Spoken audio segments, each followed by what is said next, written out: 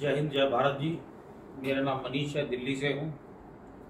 हम एक मैगजीन निकालते हैं पुलिस सुरक्षा के नाम से। इसके अलावा एक संडे क्रिकेट अखबार है जो क्रिकेट प्रेमियों के लिए है।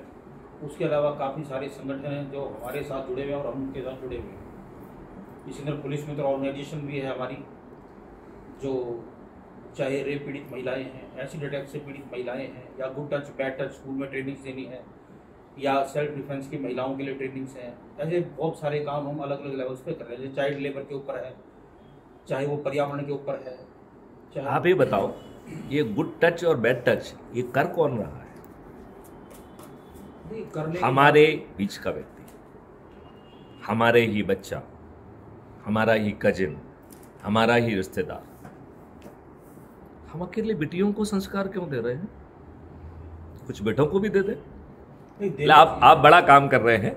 ये जस्ट एक इम्प्रॉम्प्टू रिएक्शन थी, उससे आप, आई एम वेरी श्योर आप बुरा नहीं मानेंगे जी। एक सेकंड।